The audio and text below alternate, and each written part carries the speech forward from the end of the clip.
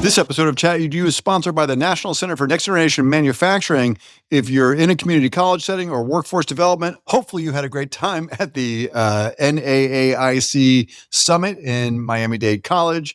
And thanks again to the folks at NAAIC and Next Gen Manufacturing. You can learn more at nextgenmfg.org. Liz, we are not together. You see, there's a little tear in the corner of my eye. I don't think that's really a tear. I got a little something there, a little dust from cleaning the green screen. So yeah, life conspired against us, but you know what? It's good to be with you, green screen to green screen. So Liz, Let's start weird. I mean, when do we not start weird lately? It's so weird out there. All right, so this is from the Sham blog. I love this because the guy's name is Scott Shambaugh, so he has a thing called the Sham blog, and he's like a security guy. He keeps AI bad code from being submitted to a platform, and it turns out that one of these Claude bot, Moltbot things turned on him. What happened? That bot submitted some code that Scott rejected and said, I know this is AI code. It's not the quality we want. So that agent, who goes by the name of MJ Rathbun, wrote this like scathing piece about poor Scott and like totally shamed him, accused him of being prejudiced against AI, called him insecure to shame him into accepting the code. What the bot wrote is really kind of funny if you're not going to be insulted by it. And, he said, I have a thick skin. Like, it's not the worst thing people have said about me. But it's interesting because he doesn't know who did it and whether or not, because no one has claimed ownership of this bot yet. It's just a bot that did it. And he's also not sure, like, did the bot actually do it all on its own, or was there some human injection into the bot because the human was mad that the code was rejected? But it is wild out there. This is like, his warning is basically like these slot bots are moving beyond simple spam to like actively destroying people's reputations and it knew like all these things about him. Like, it wasn't just like, hey, you stink. Like, knew stuff about him. And so it was like bullying him. It was not nice. Are you nervous, Liz, that some slot bot is basically scraping the internet to know things about your fiber arts and take it down? I don't know, but this episode is going to have our interview with Evan Harris, who I watched the other day, and he said, it's so easy to scrape your voice. All you need is somebody's like voicemail message. And I'm like, oh man, I'm in trouble. Like, we have hours of our recorded voices out there. So it's all going to be fine, Doc. We got each other. All right. So listen, the MIT Technology Review, days after this story came out, I love this slot bot, basically said, like, is it possible to have secure assistance? So MIT, February 11th, the article examines the security crisis surrounding OpenClaw, this viral open source AI agent created by an interesting guy. I listened to a whole interview with him from AZ16 named Peter Steinberger. What's really interesting is that he's like kind of a lone wolf. He's out there all by himself developing this stuff. So here's all these labs with hundreds of millions and billions of dollars. And, one dude comes along and basically does all this like deep niche research and stumbles onto this wildly, popular, though wildly perhaps insecure framework. So experts say that this is a lethal trifecta of risk because you've got private data, the ability to communicate externally because they're using Slack and other channels, and exposure to untrusted content. So they're worried about prompt injections and all sorts of stuff. Now, interestingly, the article basically says, the good news is that the major AI labs have hesitated the need to kind of like pull one of these things in until, of course, Sam Altman comes along and hires. Who does Sam Altman hire, Liz? Peter Steinberger, the creator of OpenClaw. Yeah, so he says, Altman just basically yesterday said on a post on X that the OpenClaw creator Peter Steinberger is joining OpenAI, and we expect this will quickly become part of our product offering. So pushing the envelope. So with that said, in this unusual world, I'm still unclawed-botted Matt Mervis. And I'm still Liz Rade, although I guess I could be deepfaked at any time. And this is ChatEDU, the show about AI and education. In today's episode, Deepfakes in Schools, What Educators Need to Know Now, we'll hear a great interview that Liz just did with Evan Harris about deepfakes and the newest threat to student safety and how schools should be prepared. Fantastic conversation. I told you after I did it that this may be like our most important episode ever. Not that we have favorites, but this is, really critical. Well, raise the bar just a little bit. Yeah. So, but first, we're going to get to this week's shortened rundown and then my conversation with Evan. But of course, we'll end with another great Bright Bite. Excellent. So listen, Liz, let's do a little previously on ChatEDU Valentine's Day special. I know today is February 16th. Did you have a lovely Valentine? Did you get some Legos for your Valentine's? I did. I got the love sign. Oh my God. I'll have to send you a picture. Nice job, Adam. All right, so we'll be days past Valentine's Day, but we thought we'd start here a little wide funnel, right? We're going to start some general purpose stories, and then we'll kind of narrow into education, then Liz's great conversation. But it's been a little bit. We've been waiting. Like Liz, I know Liz has been just on the edge of her podcasting chair, waiting for the adult erotic ChatGPT subscription to come around. And we're like, where is it? We have ads now, but we predicted many, many months ago in the signing off of ChatGPT episode that this would come. So a little signal in the air.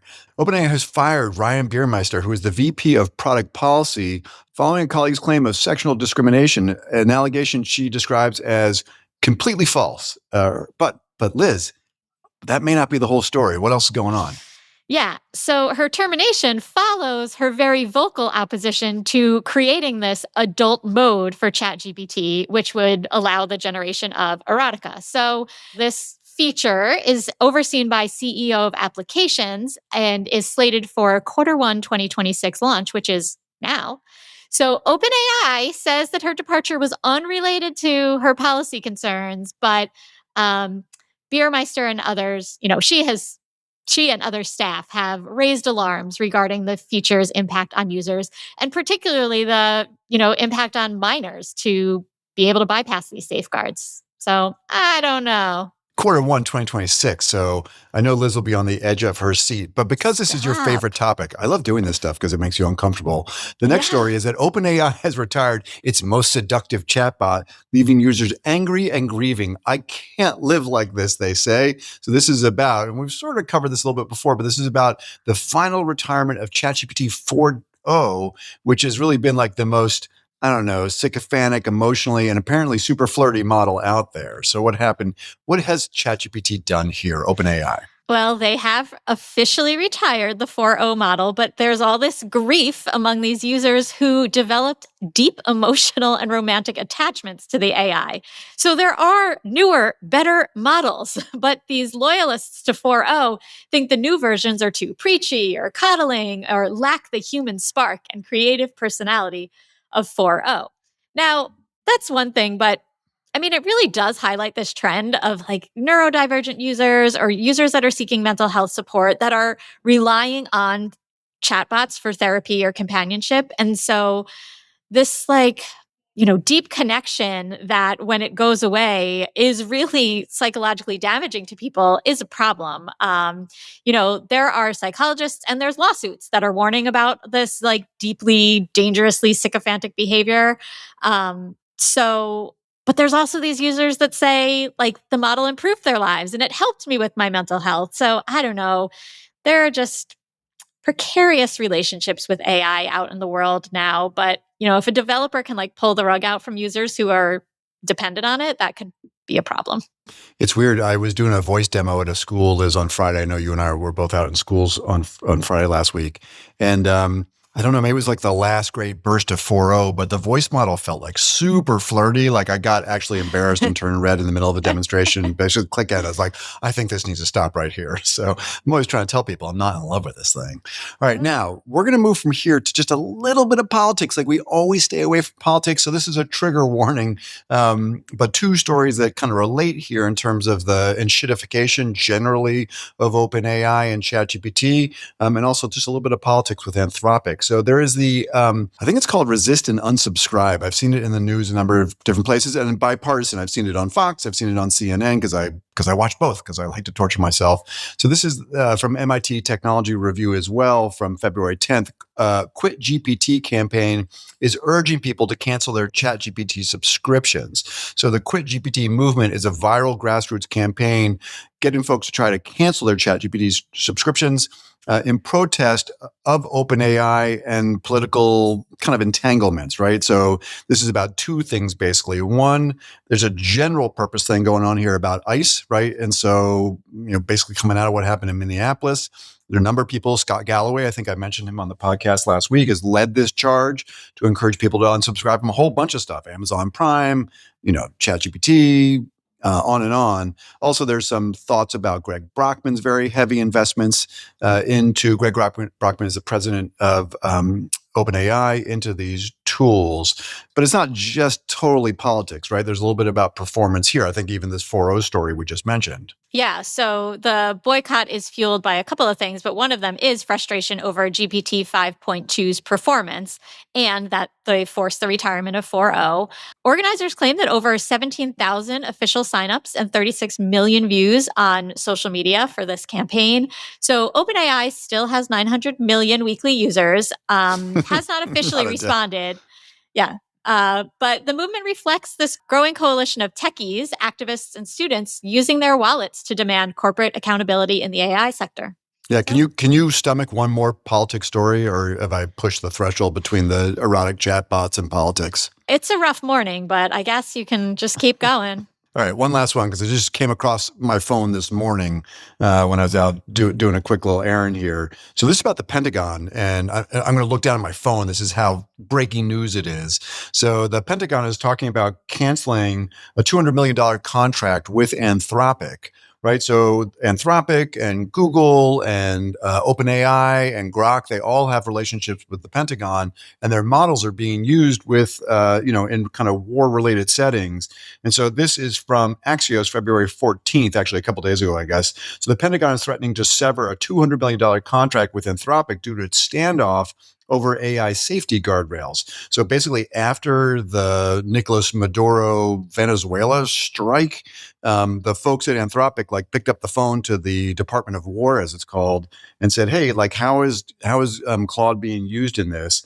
And so Anthropic basically refuses to waive restrictions on two things: fully autonomous weaponry and mass domestic surveillance in the use of their models, which did not sit well with the, I don't know, it seems reasonable to me, but did not sit well with the Pentagon and the Defense Department. So we'll see, but there's a little open sniping going back and forth between Anthropic and the Defense Department about the use of Claude in this kind of both autonomous drones and mass surveillance. I don't know. So they're blatantly just saying they want to be able to openly surveil people, and Anthropic saying no? Yeah, well, they're basically saying that the clause in these contracts with the language model companies is all lawful applications. So I guess mass surveillance of the population is a lawful application. I mean, it's sort of work that's going on with Palantir. All right, but look, I think this is the deepest we've ever dived into politics. Yes. So let's just extract ourselves here. But it is really interesting to see. Yeah, right. It is interesting to see how profound the implications are of these technologies. Our beat is K-12 and higher education, but it's really interesting. I mean, this is not surface level stuff. So, all right, but Liz, let's get out of the gutter. Yeah. Right. I'm sure you're delighted about that. Let's get out of politics and let's move to the listener mailbag. I wonder how much longer listener mailbag is going to make any sense to anybody.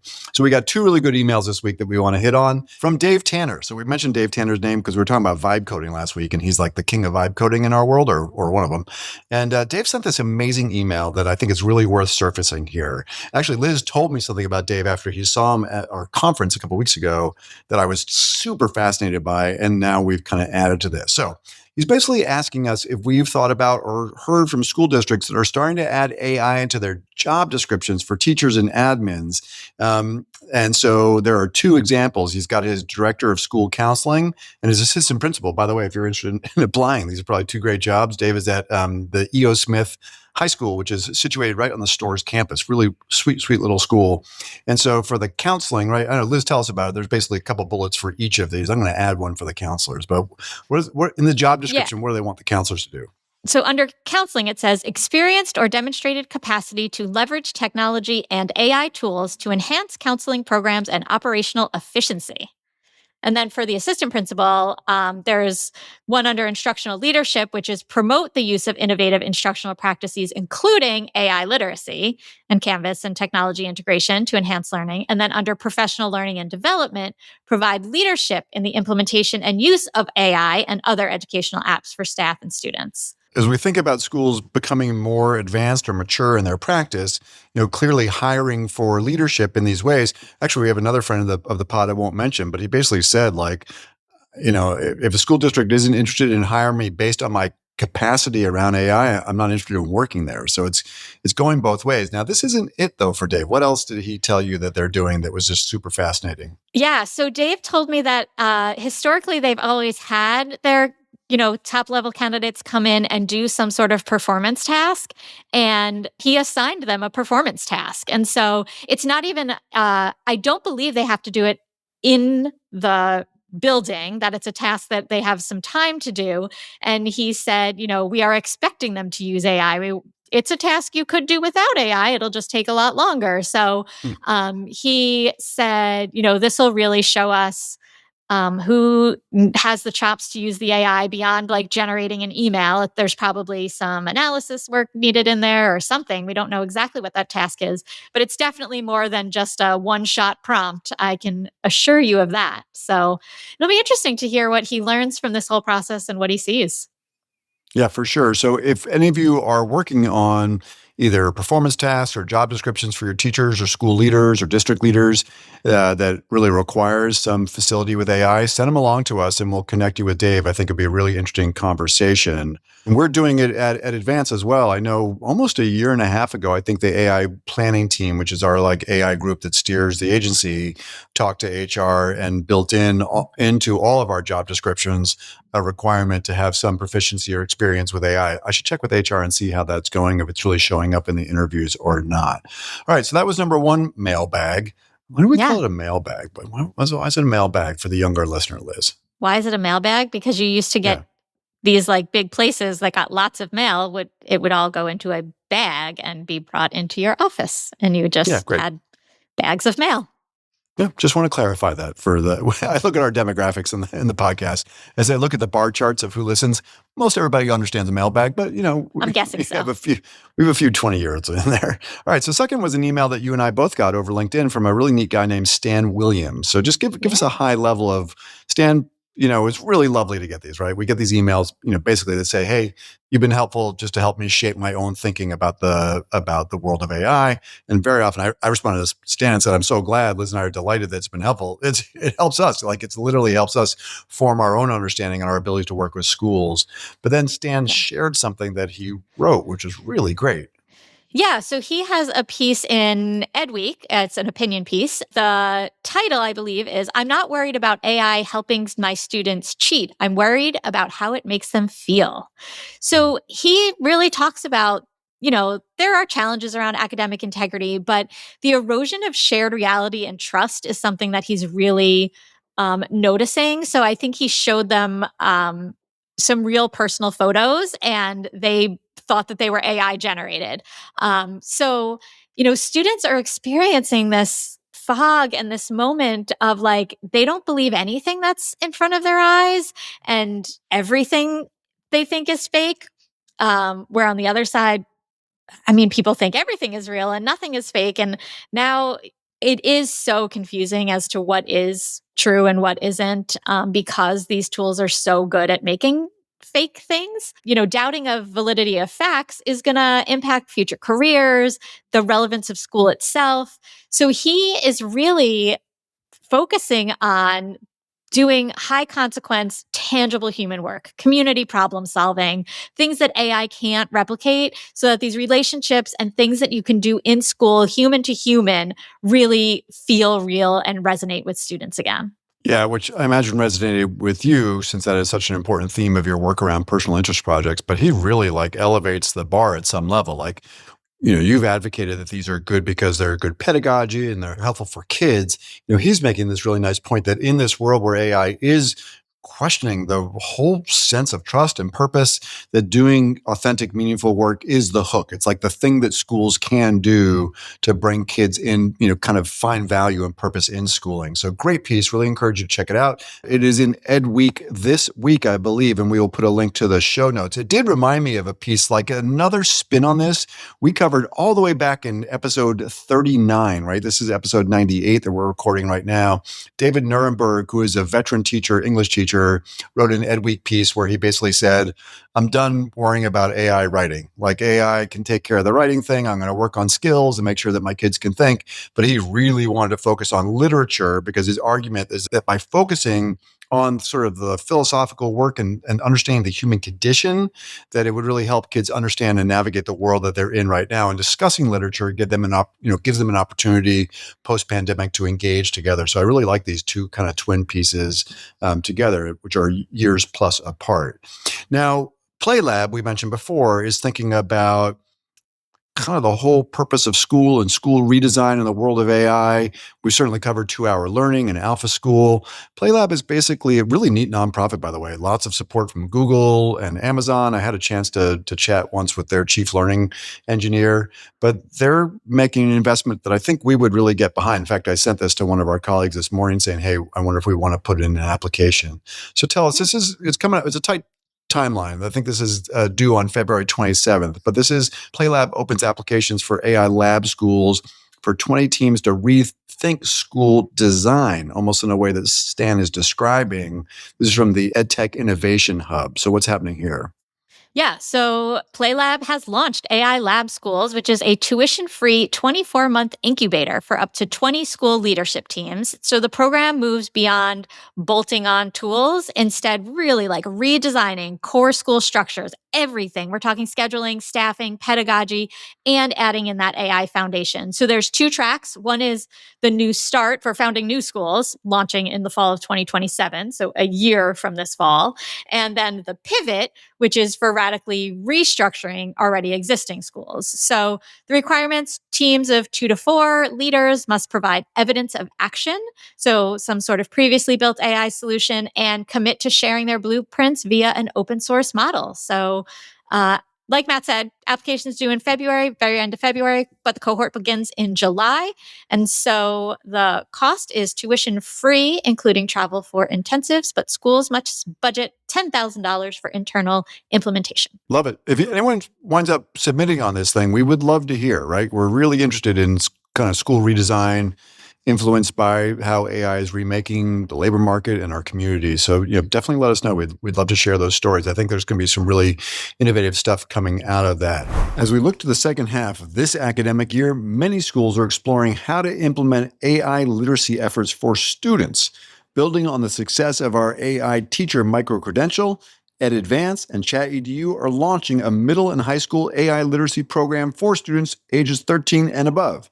This cutting-edge curriculum is hosted on our FERPA-compliant AI platform and will help students develop the knowledge and skills they'll need to navigate AI now and into the future. To learn more, shoot us an email at chatedu@edadvance.org, or you can visit skills21.org/AI/learn AI. All right. Well, today we are here with Evan Harris. I'm so excited that I get to do this interview. We are going to be talking about all things deepfakes and safety with teenagers and kids and adults. And as a mom of 2 teenagers, this is very important to me, and working in schools for all of my life, a crucial topic. So welcome, Evan.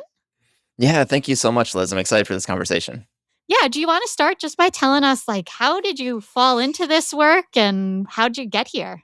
Yeah, because it feels still pretty niche. Like it's almost a niche of a niche. And so it's not a super crowded space yet. Honestly, so I was a teacher and administrator in schools for 10 years, and did this sort of AI program in AI ethics at Stanford. And then wasn't entirely sure of how those two worlds were going to connect, like where the value add was, like what was it I was supposed to be doing in schools. Obviously, there are a million people who will come to your school and do a professional development on AI. I didn't want to just be another one of those people, even though obviously they're doing awesome work. I wanted to find something that felt unaddressed or underaddressed. And then I was at this event on Capitol Hill, actually, with Ted Cruz and Amy Klobuchar, who at that time were talking about the Take It Down Act, which we can talk about later, but it hadn't yet passed. And I heard from teenage victims for the first time, like listening to like 15, 16-year-old girls whose lives had been totally turned upside down by deepfakes. And I just thought, oh my gosh, no one I know is talking about this yet in schools. I can see this coming from a mile away. This is going to be such a huge problem. This is going to get worse. They're going to have to be policies and crisis readiness plans and new forms of preventative education for all the stakeholder groups. We're going to have to rethink mandatory reporter training. Like, so much is going to have to be put into place to get ready for this. And so that was really that like light bulb moment of, not only is this the right problem, but this is a problem that connects with me emotionally. I'm a former teacher. I love kids. I want to see kids happy and safe. And this was the issue that just felt like, even though there are a lot of AI safety issues, this was the one that was like, okay, well, this is like really a safety issue. This is more so than some of these other things like data privacy and stuff. Like, this feels really, really urgent. And so I knew it was the right issue for me. Well, we are so glad that you are doing the work and leading in this space. So when we even say the word deep fakes, what does that really mean? Like, what is, people think about like political misinformation or like, funny cat videos that aren't actually cats. But what are we talking about when we talk about deep fakes in school? Like, how is that showing up? Sure. So it's funny you bring up like the AI slop and the cats on the trampoline kind of deepfakes. I think it's important to differentiate, especially for students, that there is this stuff that's probably not super dangerous. It's maybe silly or annoying. It's gumming up the works of our social media feeds, but it's not urgent. It's not a safety issue in the way some of these other things are. And I think we want to be nuanced in our tone so that we're not just, kind of chicken littles about this, and that kids can see that we're taking a more nuanced stance. So I'll differentiate between that type of stuff and some of these other deepfake threats that are showing up in schools.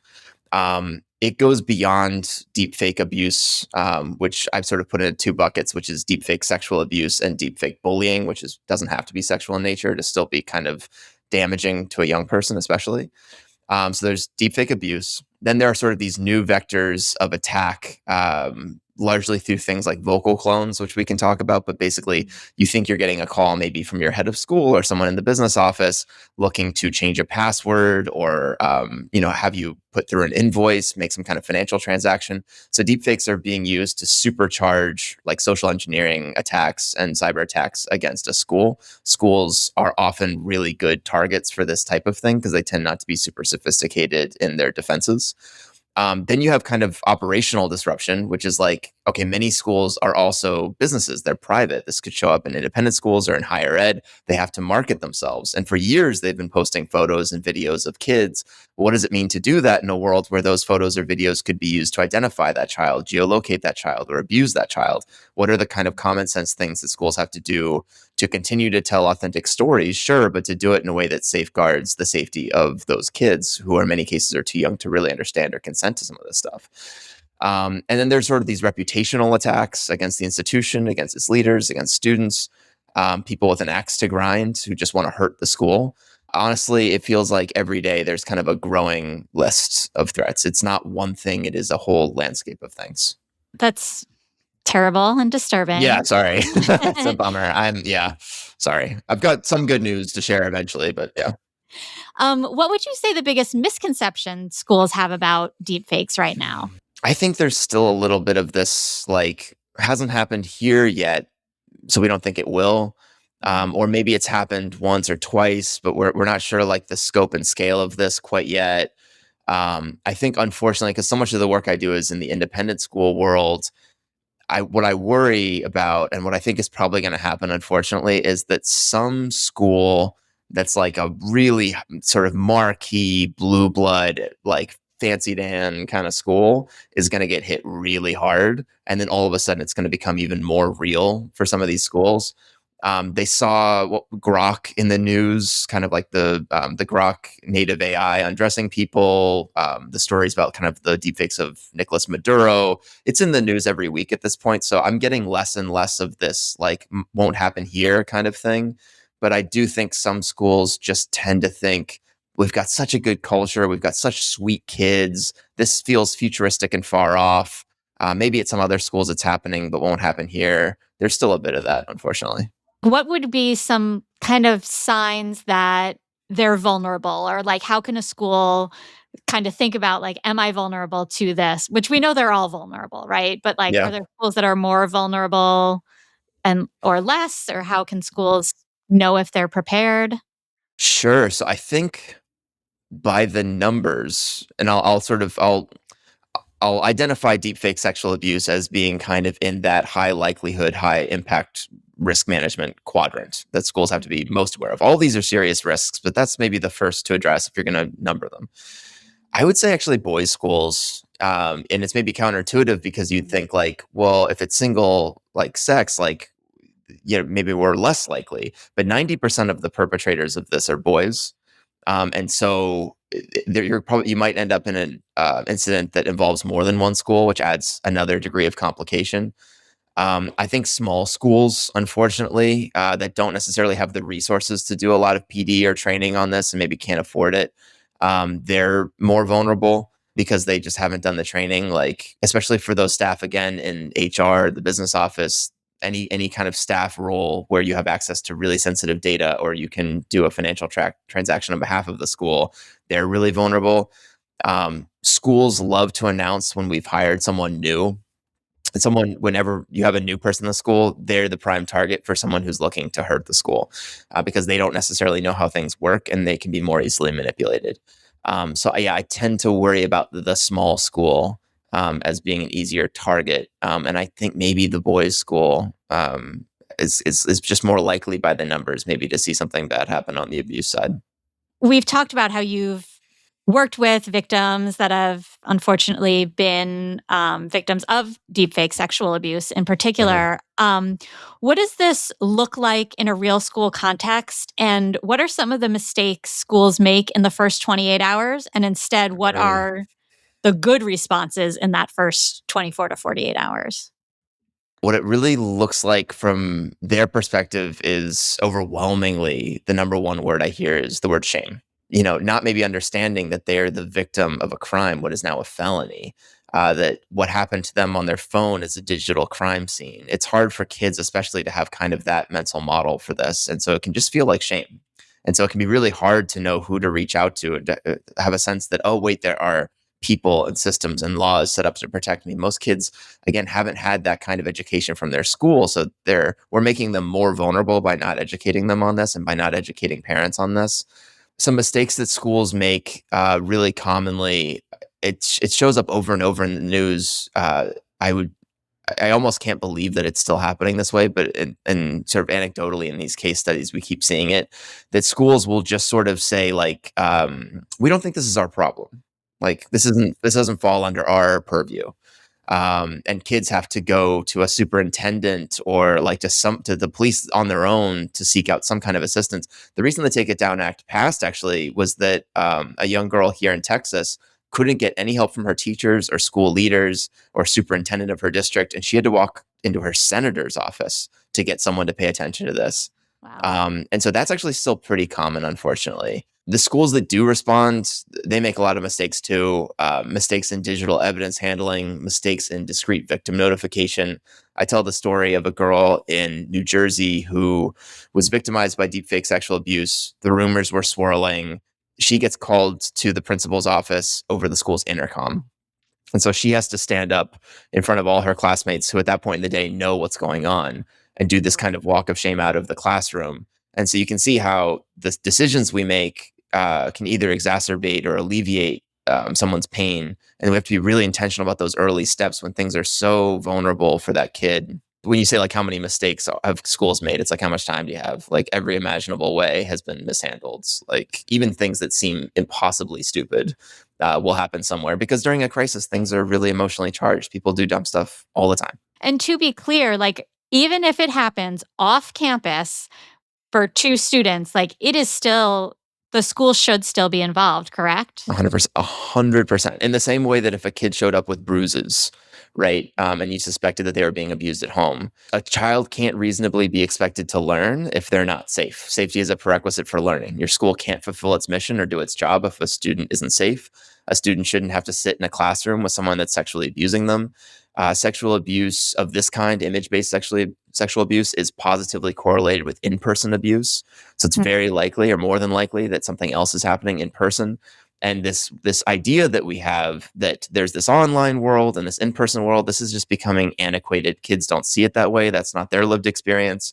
And so more and more, I think schools have to recognize that this line between online and real is just too blurry, and that students are counting on us to protect them, like beyond the school day. So as a teacher, I mean, I worked at a boarding school, so I was with students 24/7, and all the fun of all of that, but then all of the not so fun of it. So I can imagine being in the dorm at night and a girl coming to me and saying, like, I think so and so could be a student from their old school, from their public school, whatever, coming to me and saying, I think so and so put up a deep fake of me. Like, what should my first response be to that student who's now like in front of me, maybe crying or near tears, probably with a friend who has felt safe enough to come to a faculty member in the first place? So, what is my response? And then, like, what should I be doing immediately, and what should the school be doing immediately? Yes. So I'm gonna try to make this simplified with just a couple of key things so that it feels easier to kind of grasp, because so much of this is already complicated and new and confusing, and like there's a lot of jargon to it. So I want to make this like super, super simple. So the first thing I would say that kid needs to hear is like, thank you for coming to me. This is none of this was your fault. This is absolutely not your fault. You've done absolutely nothing wrong. You're the victim here. Like making that really, really clear for that kid. The second one is there are laws in place that are going to allow you to take these images down off of iMessage, off of Snapchat, whatever the platform is that they're living on. You are going to be able to get these down within 48 hours. There are new laws in place that are going to protect you. So that's the second one. So this is going to come down. The third one is if the kid has maybe taken a screenshot of what was sent to them, for example, that they're going to want to keep that screenshot because it's going to be really useful in sort of the reporting process to the platform, to local authorities. They're going to want to keep that. And so that mental model of this is a digital crime scene and you're going to preserve this evidence because it's going to help keep you safe. It's going to make this process easier. And then reporting, if you have reasonable suspicion, that's kind of the line. Once you have reasonable suspicion, doing your reporting not only to CPS, but I would recommend doing it to local authorities as well for a number of reasons that we can chat about. But important to note that just telling your superior at the school does not fulfill your mandatory reporting obligation. There is an anti-retaliation sort of clause in mandatory reporting laws. You can't be fired for doing your reporting. You absolutely have to tell people within your school what's going on because they're going to have other sort of protocols and systems in place to support them, to notify the parents, to do all these things. But the main thing, let that victim know they've done nothing wrong. Let them know they have rights under the law. Let them know to preserve the evidence. Do your mandatory reporting once you have reasonable suspicion. Get the school involved. Those are kind of like the main things I would think about doing. Not to overcomplicate, but that's the bulk of it. That's really interesting that you said, like, because I would think for me, like, my job would be done as soon as I went to the dean or the head of school, but it's not really done. I still need to report because I'm a mandatory reporter. Do I need to take the student's phone? So there's a new provision under that Take It Down Act that allows you to hold on to evidence for the purposes of giving it to police. And this gets into really tricky territory because we're talking about child sex abuse material. And the mishandling of that has actually gotten administrators and school leaders in trouble in the past because they themselves got charged with child exploitation for mishandling evidence in this case. So it's not like you want to take a picture with your phone or you want to store images on the school's database or network, rather. Those sound obviously like so stupid. Who would do that? It's happened at real schools. And so you want to be really careful. And this is actually part of why I said you want to notify not only CPS, but local authorities, because they're going to have more expertise in digital forensics and digital evidence handling than a school has. And so one of the things I actually recommend to schools is get in touch with local authorities before an incident happens. Ask them like how they would handle this digital evidence piece. A lot of police departments are doing specialized training on exactly this issue, especially if you live in a larger city. Like I'm here in Houston, we have like an SVU kind of thing already set up. Yeah. But do build that relationship before an incident, not afterwards. That's a great idea. I wouldn't have even thought of, partnering with the police. And I think in small towns, it's also important that when there's, anywhere it's important, Yeah, if you're out in the middle of nowhere, I would actually recommend just contacting the FBI. Oh, because you're a small town in the middle of nowhere is not going to have probably a very sophisticated digital forensics team. Like they just wouldn't likely have that. Now, I was lucky enough to watch your webinar earlier this week, and you talked about how you work with schools, and you said that you start with leadership and then teachers and staff and then the students. So why is it so important to start with leadership if the problem is often starting with the kids? Like, why start with admin? Yes, I love this question so much. Thank you so much for asking it. So very often, as you mentioned, kind of schools want to just ask me like, hey, do you have any curriculum for students? The answer to that, yes, I do. It's free. We just built it and we can talk about it. But it's not the place to start. It's actually the end of the line. The reason being, let's let you start with student education. Number one, are the teachers prepared to lead that conversation? Have they gotten any kind of training? No. Okay. Well, then they're not really prepared to play their role. Have the parents been engaged with? Okay. So if you train the kids and give them this education, they come home. Are you really counting on them to properly relay what they've learned? There might be a bit of telephone game there. A parent might think, wait a second, did you learn this in response to something that happened at the school? Like they might be confused. They're not prepared to play their role. If you go to, let's say, teachers first or parents first, they may say, well, what's the school's plan if this happens? What's your policy? What are you, how are you going to, like, what is this, right? Yeah, you have to be ready to kind of have those answers. And so I think this order of the working with leadership, starting to think about policy, crisis readiness, create a plan to engage with parents and students, then train your faculty. And the faculty version of this looks a lot like the leadership version, but I actually take some of the darkest stuff out. Because we don't really need to burden them with some of the very darkest things. There are already a lot of teachers that might honestly come to that training and be like, okay, well, this is my signal that I'm retiring this year. This is really dark stuff. And so their training focuses more on how to play their role with students in the classroom. And so again, it's just the student piece comes last. I'm a huge believer in leadership, faculty, staff, parents, then students in that order. I just think it makes a ton of sense. Yeah, when you talk about teachers being prepared to lead classroom conversations, like what does that look like without, giving them ideas? And I've heard you kind of compare it to abstinence education, which, didn't work. So tell us a little bit about what that looks like how a teacher can lead that conversation. There are a couple pieces to this. One of them is that kids absolutely have to have kind of this deterrence piece in place. Very often when these incidents happen, the perpetrators they'll say, oh, I thought this was like a prank or a joke. They'll use that type of language. Mm-hmm. And so teachers need to be able to communicate kind of what the consequences of this type of action are, not only to the perpetrator, like legally in school, this is really, really serious. It's a felony. But they have to also give kids the opportunity to think through what would it be like to be victimized by this, give them that kind of metacognitive reflection time to imagine, hey, wow, this would turn my life upside down, my reputation, my emotions, my social life, my academics, everything would get disrupted by this. This is actually very, very serious. Kids often don't have that executive functioning kind of moment to reflect on, wow, what would this actually be like to live through this?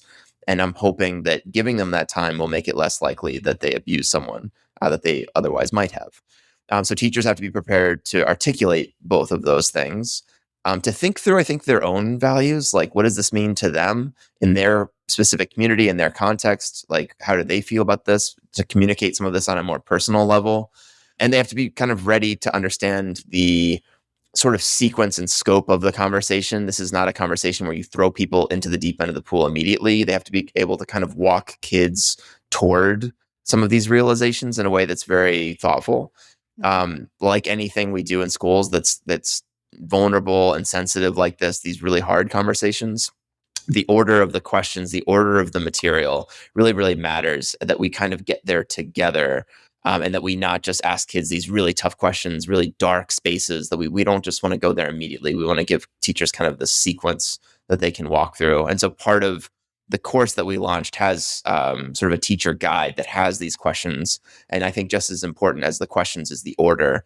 Very, very last thing I'll mention is teachers should know how to handle a disclosure, because often leading these conversations will lead to a kid sticking around after class and saying, Mrs. Johnson, this actually happened to me or happened to my friend. Are your teachers going to be prepared to handle that moment appropriately? And so those are all the kind of things I think about with teachers and what they need in their training. Yeah, it does become such a tricky conversation because, like you said, then kids do start revealing stuff that may not have happened just last week. It may have happened a year ago and they didn't say anything. Or, Yep. some kids are re-traumatized by thinking of what happened to them in the past. So, just being prepared to handle that. And how do you see schools? I mean, I think the thing that we hear with all of this AI literacy is like, so where does it go? Where does it fit? Who teaches it? And we get, like, oh, we're going to do a whole school assembly on sexting or deepfakes, or like all the English teachers are going to not teach on this day and they're going to do this because we know all of our students take English. Like, where is there a best way to do this, or what are some different ways you've seen schools kind of integrate this into their education? Isn't it funny that it's always the English teachers too? Like, I'm a former English teacher, and they love to put, like, in addition to making the kids read Shakespeare, could you also solve like these major societal issues? Like, I'm a yeah, of math course, teacher. sure. That's what the English department's for. Yeah, I get it. So I think part of the question that I really, really like is sort of where does it live? And I think also implicit is like, how does it live on? So like, how does it come back next year? How is it not just a box we check one year and it's like, oh, we did the deepfake thing 3 years ago. We've got a whole new crop of kids. Yeah. So I think it lives largely in sort of media literacy curriculum that you're already doing, should include deepfakes. Consent education that you're already doing should include this. And then kind of new student orientation. It's one thing to have a policy and a handbook, but I can probably count on one hand the number of students at any given school who read the student handbook. Like, none of them are reading that. Right. So they have to be like not just like aware the policy exists, but actually really understand why the policy exists and how it exists. Again, so important that they understand that this is not a prank or a joke, and they understand exactly what to do if they or someone they love or care about is targeted by this. Doing anything less than that kind of is, I think, negligent to those kids. So they really need that education. I do student assemblies. So I'll do like an upper school assembly, and I'll also do a middle school assembly, which is interesting too, what this education starts to look like for younger kids. At kind of what age and with what tone, like what does the language look like? You get into some really interesting considerations when you talk about educating younger kids on this. Yeah. But I think, yeah, it's preparing parents to educate at home. It's the all school assembly. It's integrating it into existing curricula, and orienting people toward like the new policy and making them aware of their resources at their disposal should they or someone they care about be victimized. That's kind of like the amalgamation of things I would prescribe. And do you have resources for schools that are looking for sample policies, or and could people reach out to you? Is it just on your website? Like, what can we drop into the show notes? Yes. So I mentioned that leadership training. And so what that typically looks like is it's actually a lot like the webinar you saw, where the first hour is just kind of a, hey, here is a survey of what we are up against. But the second hour is a policy workshop activity, a crisis readiness workshop activity, and a strategy session about how to best engage with the parent community. And that's like that back hour. So I have a sample policy. And even if you don't want to hire me to do the leadership training, I'll still give you the sample policy. But the benefit of having the team together to grapple with it is that you're able to read through it, think about it in your context. What language makes sense? What doesn't? What would you like to add? Where would it live? Those types of things. Most schools, especially independent schools, do policy work in the summer. So now is a great time to start planting seeds of like, what will this look like for our school? But happy to share that sample policy with anyone that contacts me. Awesome. And we'll make sure that your information is in the show notes. What should parents be doing with all of this? So, some parents don't think their kid would ever do it, or my kid's a good kid, or my kid doesn't hang out with those kinds of kids that would do that, or they only have good friends. So like, what's my role as a parent with two daughters, or what's anybody's role as a parent? Sure. So I think the number one thing is establishing yourself as that trusted adult that a kid can feel safe coming to if this happens to them. And I've heard from a lot of great kids who had really strong relationships with their parents, but again, just felt such overwhelming shame when they were victimized by this. We see a lot of issues around disclosure. It's a really vulnerable moment. It's actually, and we see this in sort of regular non-deepfake sexual abuse too, that boys tend to have an especially difficult time disclosing. There's a lot of shame around boys who are victimized by sexual abuse. And so just saying like, hey, I'm aware of this issue. If this ever happens to you, just know that I'm there for you, that you've done nothing wrong. Like, we're going to work through this together. There are these new laws in place that will allow us to get these images taken down. I'll mention quickly the idea of sextortion, which is slightly sort of an offshoot of deepfake sexual abuse, which is where someone maybe sends you a real or deepfake non-consensual intimate image, maybe over text or email or something. And they say, hey, if you don't send me $100, I'm going to send this to everybody on your contact list. Couple things on that. Never engage with that person. Never send them money, because if you send them $100, they're going to ask for $200.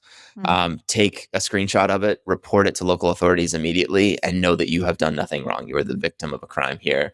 But you want to make sure that as a parent, you've kind of established that you're aware of these things and that you can be trusted to, if the child is going through it, to support them. I'll make one other quick note about the parent side, which is I think we want to also get our own digital house in order a little bit. Like, look at your privacy settings. Look at the kinds of things you're posting. Do the things that you're prescribing to the kid yourself, so that when you come to the conversation, you're coming to it as a model of good behavior and not just kind of a lecture on what good behavior looks like. So it's like, hey, here's what I did. Can I show you some of this stuff? I'll share in the show notes. We can I can share it with the audience, but I've got some resources for parents, a conversation guide, concrete steps you can take to limit your risk, definition of key terms in simple, easy to understand language. All of that I'm really happy to share with parents. Are there differences between, so we've been talking a lot about deepfakes, non-consensual intimate imagery. Now, are rules and things different if a student or a child sends their nudes to a boyfriend that are then leaked, right? Or to a girlfriend that are then leaked? So are there big differences here? Yeah, there are. I'm glad you brought this up too, because I get this question sometimes. So if a student is sexting another student and sending nudes, for example, that is a mandatory reporting event for a school. If you become aware of that, you do have to do a mandatory reporting on that. The difference is that I think virtually all states have special statutes in the law for sexting, understanding that this is something that's happening all the time among young people. And so kids are not going to jail for that type of activity. It's not the same thing as the sort of non-consensual side that we're talking about here, or certainly not the same as sextortion. States have special statutes for that, but it is still something that schools have to report. Okay, that's good to clarify. So we've talked about, middle schoolers, we talked about high schoolers, but in that, middle school is such a big span. A sixth grader is so different from an eighth grader. And then even younger kids who have older siblings or just happen to be exposed to this. What does this education look like? And what does it look like for, K to sixth grade, seventh grade? Yeah, I would love to say that this is purely an upper school, high school kind of issue. Anecdotally, we're just seeing so many incidents pop up at the middle school level as well. There was also a pretty high profile incident out of the UK a couple of weeks ago where a second grader made deepfakes of their teacher. And so this is just very powerful technology that can be utilized by non-technical people. We know that middle schoolers are often pretty darn technical, but they lack, again, that kind of executive functioning to understand the impact of what they're doing, or to be able to reflect or slow down, or to understand their consequences. So middle school can't be ignored. Sheltering them from the fact that this exists is not making them safer. It's not educating them on the consequences of their actions, and it's not educating them on how to respond if they're targeted. And we just can't live with that. I think it's negligent. For even younger kids, I would say that obviously we don't want to be exposing them to things that are not age appropriate. And so what I would do, and what I recommend to schools, is to lean really heavily on your school's honor code. You already have rules for lying and for stealing. Creating a deepfake of a community member is a form of lying because we're lying about what they said or did. And we're stealing their identity or their voice. And someone as young as like my 8-year-old nephew could understand that. He already has a mental model for those ideas. And so we're introducing kind of the building blocks of this without exposing them to anything that's not age appropriate or is too dark. One of the other things that you mentioned when I was watching your webinar was that this doesn't only happen in schools kid to kid, that it can happen kid to teacher and teacher to teacher, and that schools need policies in place and very clear lines on like, well, what if your colleague does it to you? And again, thinks it's a joke, or just remembering that it's not just about kids, that you have a whole ecosystem when you're talking about a school system. Yeah, every permutation of this has happened. It's a big world out there. People have a lot of bad ideas. It's all happened. And sometimes I'll get on a call. I was on a call yesterday with an expert in this space, and he gave me some new bad ideas, like some new things that could happen. And as soon as I heard them, I thought that will 100% happen. Sometimes you just hear this, and you know for a fact someone is going to think of that. I won't share it. I won't share it with the audience. But yeah, that happens all the time. There are tons of things that used to be in my deck as like hypotheticals, things I thought could happen that have been replaced by newsreels. And it's not that I'm that creative. It's just anything you can think someone might do with this, they will. But you're right. You need a sort of not only a student policy, but a staff handbook policy as well. This bleeds into that staff side. We've seen adults, unfortunately, abusing students and vice versa.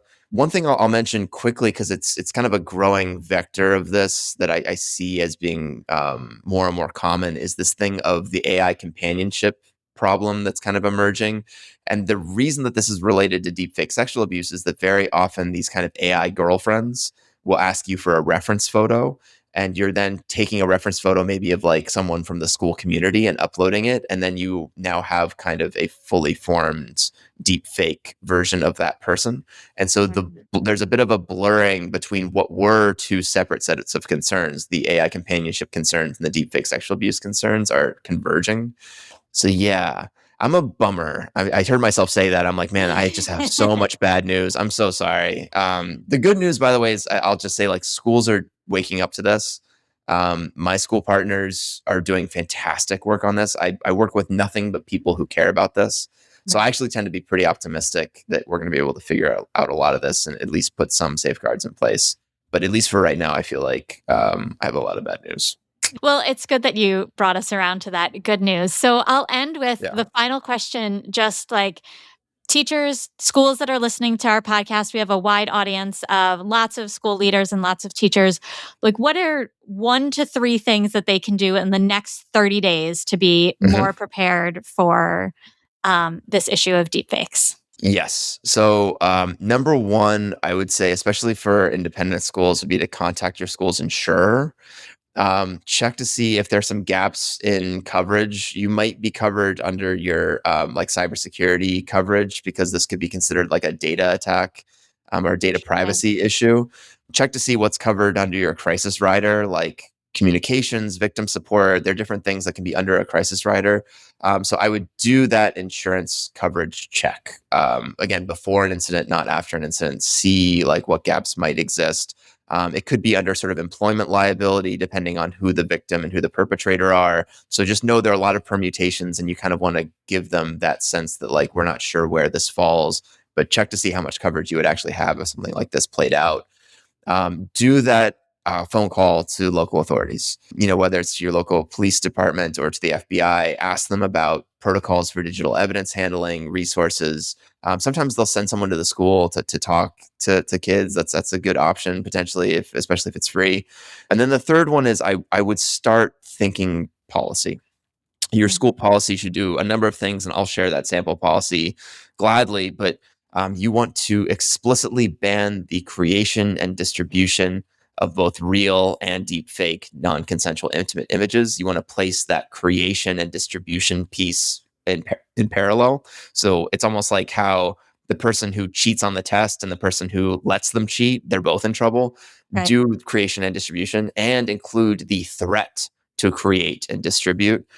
think broadly about the attack surface here. It's not just your kids or your teachers, their reputations, their voices that can be attacked. Your schools, like physical plant, your brand, your property, your all of that can be attacked by deepfakes too. So think more broadly about the possible harms that could exist. Be tech neutral in your language. Create a big enough kind of umbrella that you're covered, but give specific examples so that you're not so broad that no one knows what you're talking about. Spell out interim measures for someone that's being investigated so that, if you have reasonable suspicion, a victim doesn't have to sit in class with someone who just abused them. And although not part of your policy, I would think through what do we want to have ready for a victim of this? Like before something happens, right? Academic accommodations, help with the takedown orders, whatever it is, set up those kind of systems ahead of time so that you're not scrabbling to get them together during a crisis. Evan, this is all such good information. And while it is kind of a bummer and a downer conversation, I think it is so important for all of our listeners to hear this. Our listeners are teachers. So they may hear something from a student. They may see something. We have lots of administrators that listen and that are thinking about this. I don't think any administrator is listening to this for the first time and saying like, oh, I didn't even think about deepfakes in my school. They're all thinking about it. And just having some clarity and direction is so helpful. And for parents that are listening, just knowing that the school is a resource and should be looked to as a resource, but also knowing that schools care and are being prepared, and knowing that schools are working with people like you to protect their kids' safety is also really important. So yeah. Thank you so much for putting a spotlight on this and platforming it. I know it's dark, but like so much better to be like undertaking this as an issue than undergoing it and waiting for it to happen to us.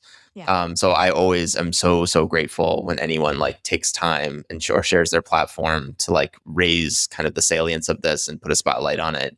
It means a lot to me, and I hope good information gets out to these schools because it could be life changing for some of these kids to attend a school that's ready to help them if something like this happens, or prevents it from happening in the first place by doing good education.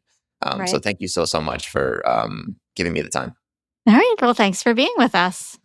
All right, Liz, awesome interview. So good. Thank you. All right. Yeah. All right. So finally, as you teased, as always, it's time for a bright bite, right? Stories about where AI is making a meaningful contribution. So today we're talking about Isomorphic Labs, which is a really interesting like offshoot that came out of Google's DeepMind. It's like a spin-off doing drug discovery. And I don't know, did you ever get around to watching The Thinking Game, which was the documentary about Demis Hassabis? And you can just lie and say, yes, it's fine, about Demis Hassabis and AlphaFold, AlphaGo, AlphaEvolve, all the alphas. Yes, I did. Over the like winter break. Yeah. Exactly. I think it's still free on YouTube. So tell us about this Isomorphic Lab, which has come out of all this good work at Google's DeepMind. Yeah, so the title is The Isomorphic Labs Drug Design Engine Unlocks a New Frontier Beyond AlphaFold. So Isomorphic Labs has unveiled the Drug Design Engine, called ISO-DDE, a unified computational system that moves beyond the structure prediction of AlphaFold 3 to enable end-to-end rational drug design in silico.